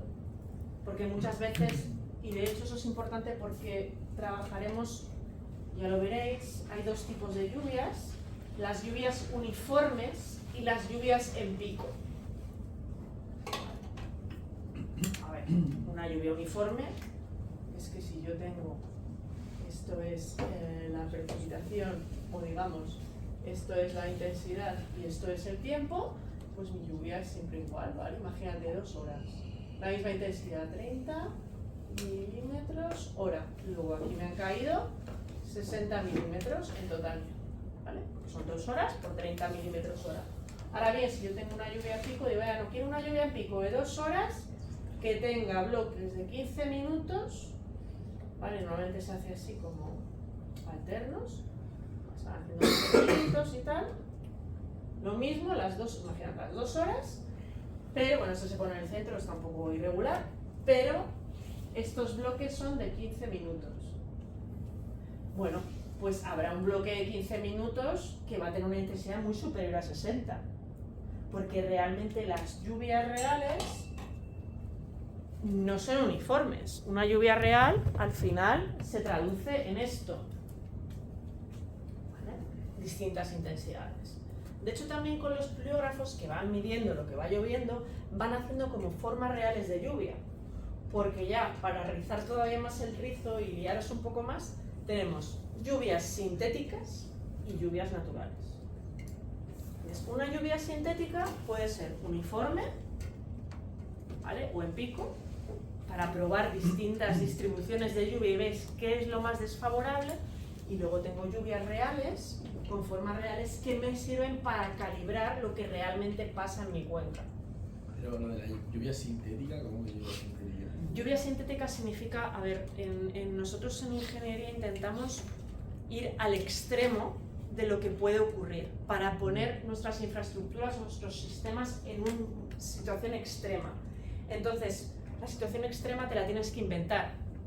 Vale. Sí, Vale. Sí, que es como un ejercicio. Es un ejercicio, exacto. Por eso es sintético. Y dices, bueno, yo hago mi análisis y veo, bueno, resulta que la precipitación, dentro de mi análisis, la lluvia que tiene una probabilidad de 500 años, que no es exactamente eso, pero un periodo de retorno de 500 años de que ocurra, va a ser la que en una hora me han caído 120 litros.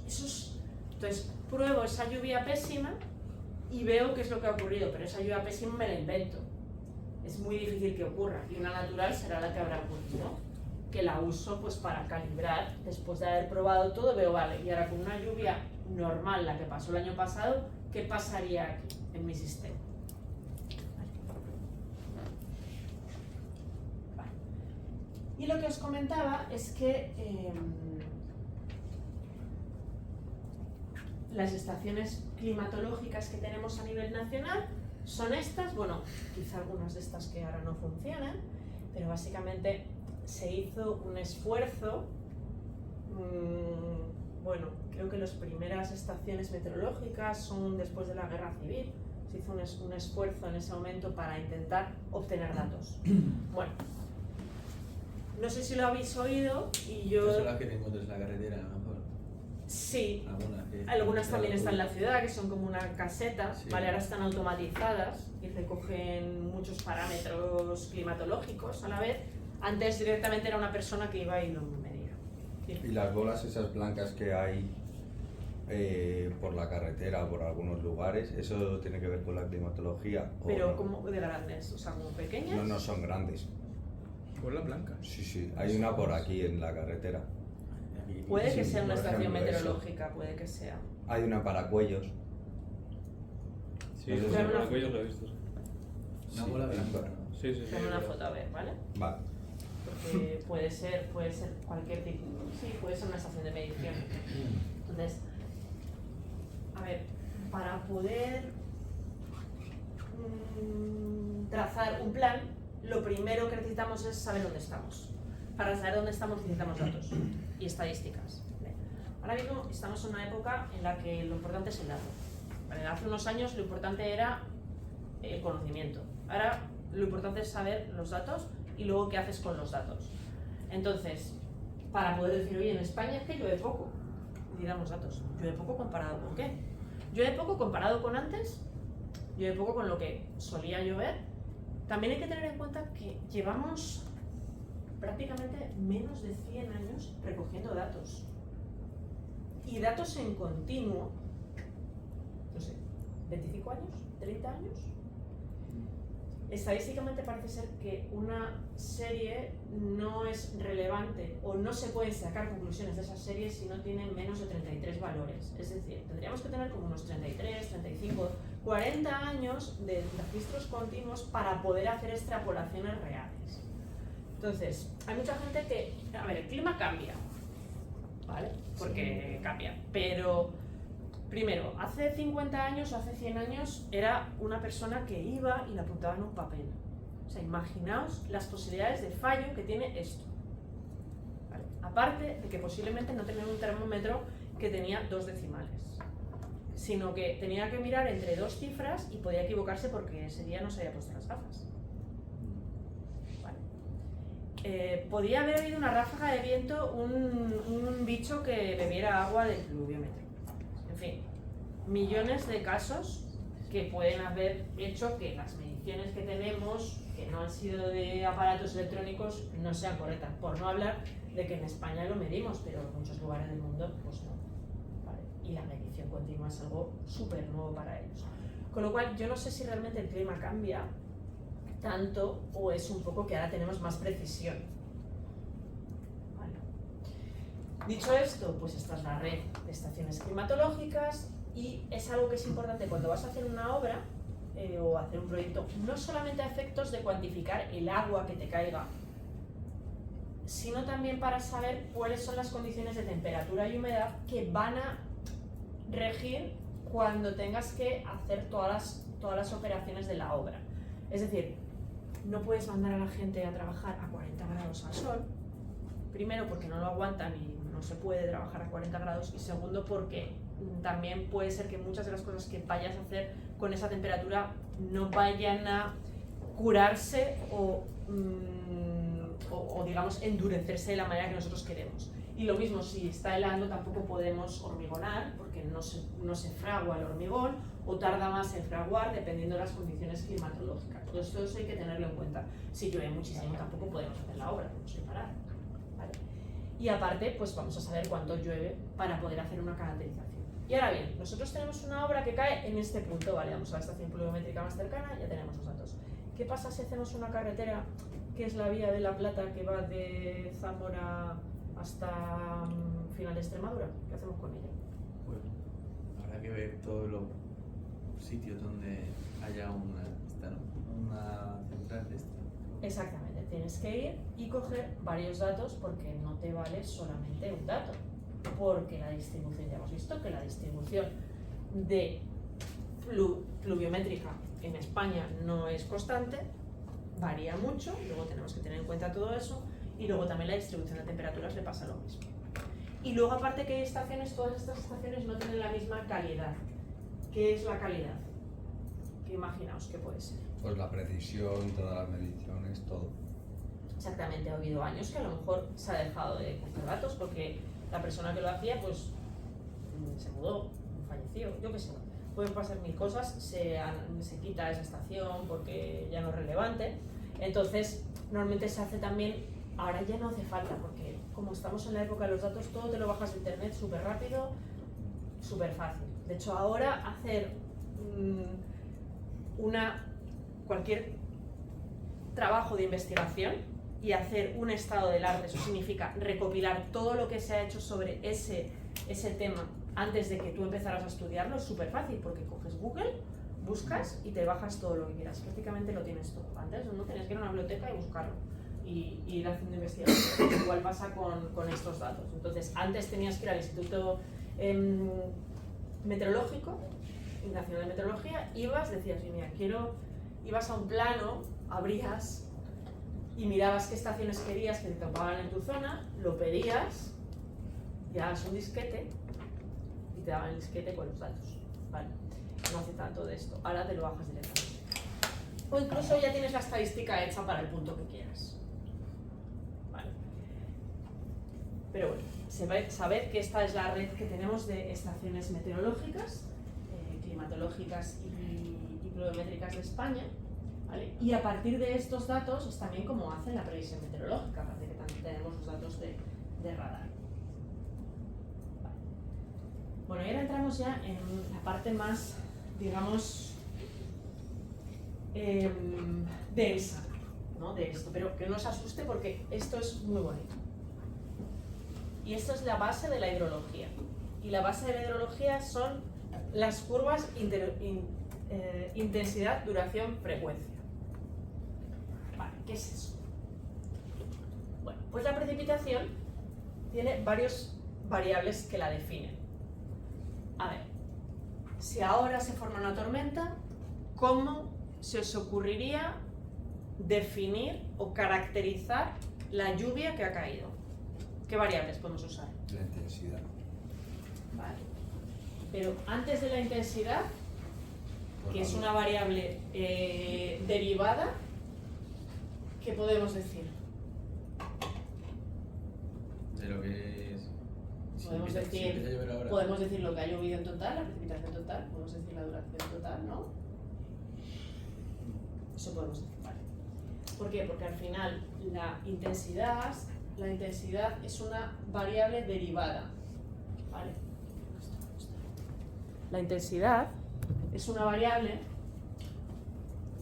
que depende, la intensidad es la precipitación total entre la duración total. Y la duración total tiene que ser en horas y la precipitación total en milímetros, ¿vale? Y entonces ya tenemos la intensidad en milímetros hora, porque no usamos otra variable.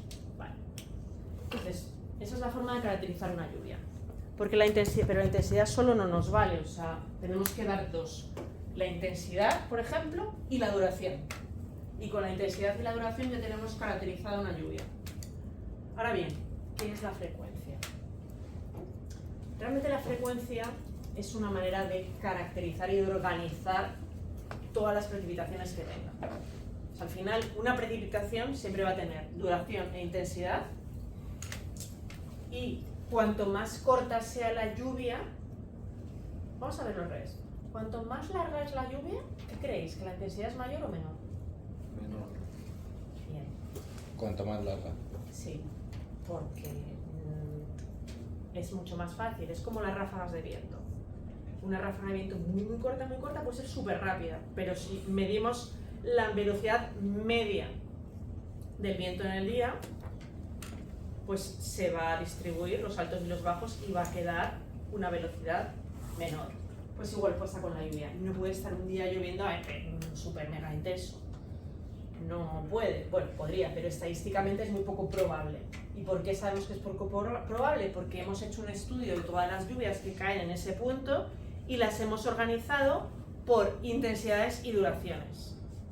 Y una vez que tenemos esas intensidades y duraciones organizadas, ahora vamos al siguiente factor, que es la frecuencia.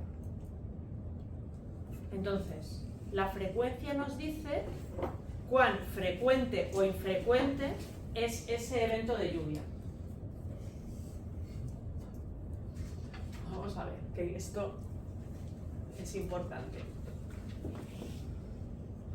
A ver, ya estudiaremos la frecuencia. Quizá deberíamos hablar de lo que es la frecuencia. la intensidad, que os veo suspirando, ¿vale? Os oigo suspirar. Vamos a ver.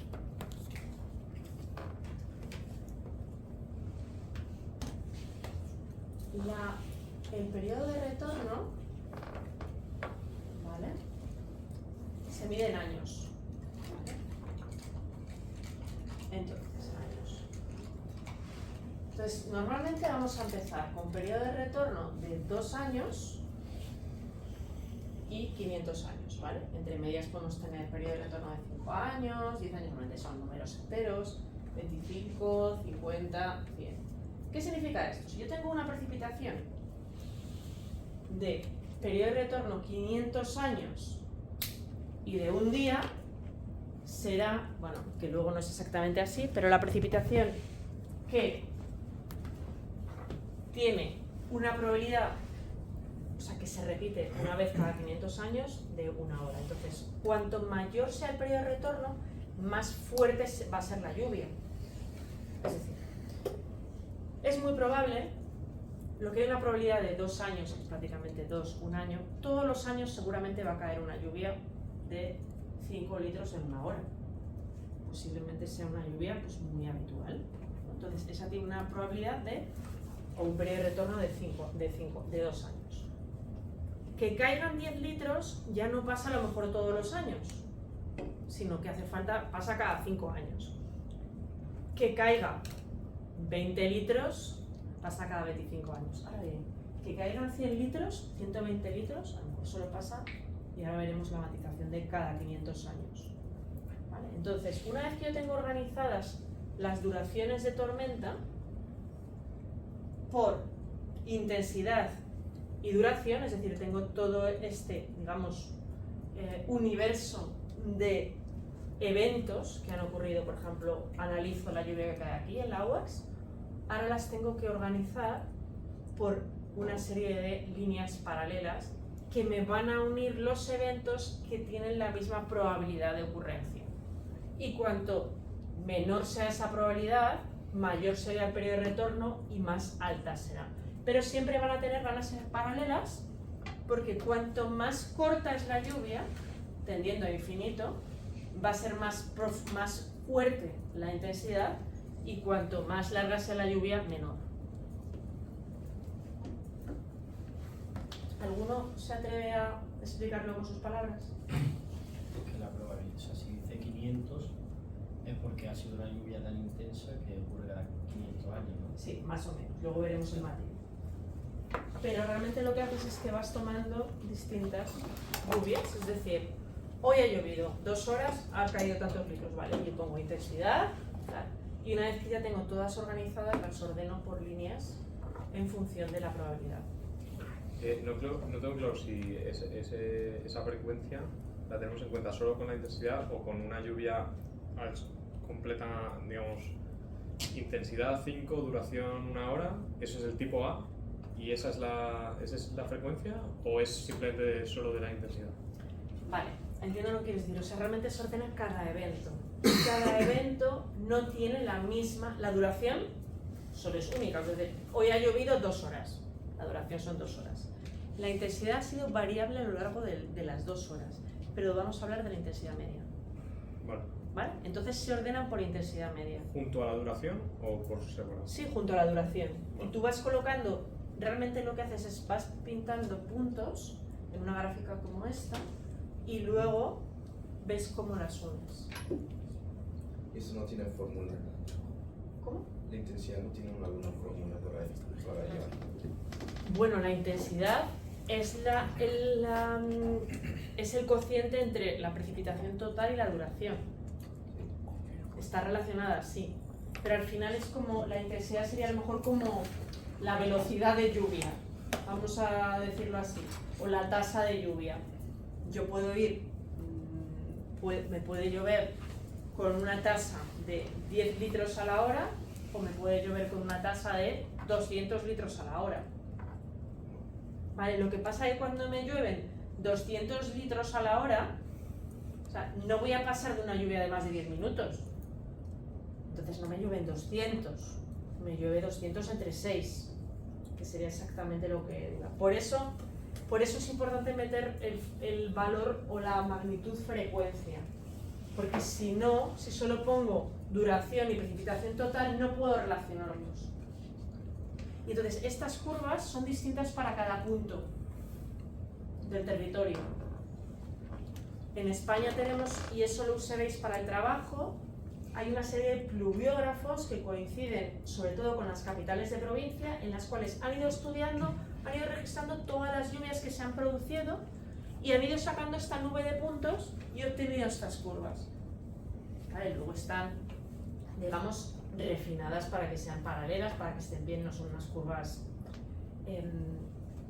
Y de hecho hay que utilizarlas para poder obtener esas lluvias sintéticas, bueno, que ya lo he borrado, esas lluvias sintéticas de las que hablaba. Es decir, digo, vale, quiero analizar, imaginaos, tengo esta ciudad. La ciudad, por normativa, el saneamiento tiene que ser capaz de desaguar todo para un periodo de retorno de 25 años. Entonces, como veréis en saneamiento, diremos, vale, mi ciudad tiene una lluvia de duración pésima, imaginaos, de media hora, de 1 hora. Analizo esa lluvia de 1 hora, el comportamiento de mi sistema con una lluvia de 1 hora de periodo de retorno 25, entonces digo, vale, 25. Imaginaos que se está verde, 25, y yo tengo una lluvia de 1 hora, voy hasta aquí y dice, vale, 1 hora, 50 litros. Y aplico esa lluvia. Y si yo sigo esta normativa, digamos, yo sigo la normativa y voy al pluviógrafo y cuando hago un estudio justifico, pluviógrafo de Madrid, pongo esta gráfica, normativa, tengo que coger la lluvia de 25 años de periodo de retorno, duración pésima, que la he calculado por otros métodos, 1 hora, tal, lo calculo, ya estoy dentro de, digamos, la normativa. Y la normativa está para ayudarnos primero a dimensionar las cosas y segundo para limitar responsabilidades. ¿Qué ocurre en el caso que habíamos comentado? Que tenemos que usar varias estaciones a lo largo, varios puntos de datos de estaciones a lo largo de una trama. ¿Vale? ¿Qué ocurre? Es que la estación que me viene bien es esta de aquí. Y las otras que están un poquito lejos no me valen, pero las que tienen buenos datos son las que están lejos. Vale, esto ya no se hace nunca, pero yo sí que lo he llegado a hacer, que es relleno de datos. ¿Vale? Eso es una metodología que no es única de la pluviometría. Pero, por ejemplo, si tenemos una estación aquí A y yo quiero rellenar con datos de otras que son buenas, pinto los 4 cuadrantes, ¿vale? Y las direcciones norte, sur, este y oeste son, da igual, podrían ser las que quieran, pero que estén, digamos, que los ángulos sean 90 grados para que estén uniformemente distribuidas. Elijo una estación en cada uno de los cuadrantes y la precipitación de A un día en concreto o para un evento en concreto va a ser igual a la suma de las precipitaciones entre las distancias, R es distancias al cuadrado, dividido entre la suma de las distancias al cuadrado, ¿vale? Y con esto, pues tener la precipitación de A, que ya prácticamente no se hace, pero puede ser que hagáis estudios en lugares donde no haya datos pluviométricos, y en ese caso sí que hay que hacer este relleno de datos y este análisis estadístico de la serie completa porque no te lo han hecho antes. ¿Vale? Y luego también se puede verificar si la estación es correcta. Imaginaos, queremos comparar los datos que tenemos de la estación A frente a la B. Entonces lo que se hace es, se van representando, eso son las precipitaciones acumuladas, por ejemplo, cada año. Pues imagínate, en A me ha llovido esto y lo apunto y B tal, me voy apuntando. Si hay un punto de inflexión, normalmente esto sigue una línea, si hay un punto de inflexión en ese momento, pasó algo que se midieron mal los datos de alguna de las dos estaciones y entonces no nos vale para el relleno. O sea, esto tenemos que hacer esa comprobación para saber que van a seguir siempre teniendo la misma proporción. O se midió distinto, o se puso una infraestructura, o ocurrió algo que cambió la distribución local de la lluvia. Porque normalmente si tenemos, imagínate, pasa una borrasca por aquí, como ya hemos visto antes, imaginaos que esta es una zona montañosa, en esta zona va a llover más, pero siempre va a llover en la misma proporción de más que en la zona de aquí, cuando comparas la lluvia de dos estaciones distintas. Es decir, imaginaos, hay una tormenta en Madrid, posiblemente en la sierra siempre llueve a lo mejor vez y media lo que en Madrid, siempre hay esa misma relación parecida.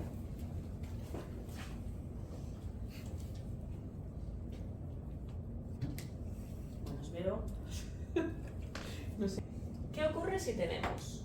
Imaginaos que esto es la cuenca del Tajo. Y quiero saber cuánto me llueve, me ha llovido en un determinado evento de precipitación. Y no tengo la lluvia errada. Es decir, no puedo hacer la integral de todos esos puntos.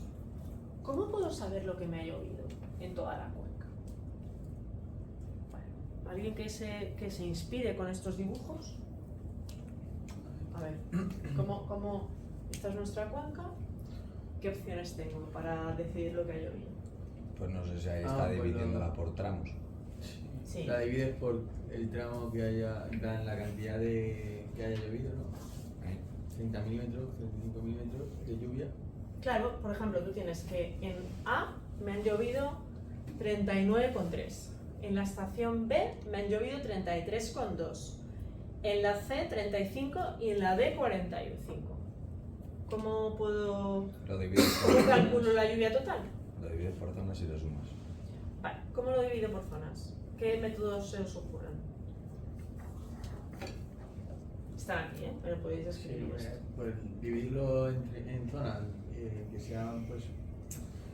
Hasta bien el nombre, ¿eh?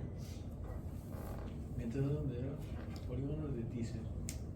Bueno, alguno de por aquí que a lo mejor ve peor, se anima a... Lo paro. A ver. ¿Lo voy a parar? Hay que recordarlo. Qué normal decir. A ver, pues está el método de la media aritmética, ¿vale? Tenemos el método de la media aritmética, el método de las isoyetas, viendo a ver qué franjas tenemos iguales, de curvas que unen puntos de igual precipitación, y luego los polígonos de Thiessen. ¿Y qué es un polígono de Thiessen? Pues un polígono de Thiessen es lo más fácil para dividir el espacio en zonas que tienen que ver con un área de influencia. Entonces, para dibujar los polígonos de Thiessen, yo lo que hago es que lo primero es dibujo segmentos que unan esos puntos entre sí. Y luego saco la mediatriz de esos segmentos. Y con esas mediatrices saco polígonos. La zona que está bajo la influencia de B es la que está en esta zona. La zona que está bajo la influencia de B es toda esta, D es esta y C es esta. Esto se usa muchísimo para delimitar cuencas artificiales. Y diréis, ¿cuencas artificiales? Pues sí, porque si yo tengo una zona plana, aunque no se debe replantear nada plano del todo, porque lo que hacemos es encharcar, siempre tiene una cierta pendiente. Si tenemos una zona relativamente plana con sumideros puestos en distintos lugares, lo más fácil para calcularlo es hacer el área que esté más cerca de cada sumidero y pensar que esa va a ser la cuenca que va a llegar a ese punto. Y el tema de los polígonos de Thiessen los podemos aplicar a cualquier concepto. Vale. Por ejemplo, podemos hacer un mapa de una ciudad y decidir con polígonos de Thiessen cuál es el área de influencia, es decir, qué población va a ir a la estación de metro más cercana. Simplemente porque cuando una persona esté aquí, automáticamente dirá, ¿dónde está la más cercana? Irá a esa. Entonces, el concepto de polígonos de Thiessen se usa muchísimo para organizar el territorio, sea con lo que sea. O por ejemplo, pues aquí, si tenemos una estación pluviométrica, imaginaos, esto es una zona de cuencas, tenemos, cada cuenca es esto que está pintado en rojo, cada una de las zonas de las estaciones pluviométricas va, digamos, a contarse para ese área. Aunque tenemos una estación pluviométrica en cada cuenca, realmente hay que tener en cuenta el área que está más cercana. Pero ¿y cómo sabes en plan, cómo hacer los polígonos, eso? En plan, ¿dónde Donde tengas los puntos, da igual. Imagínate, o sea, esto... Si voy a hacer unos polígonos de pis.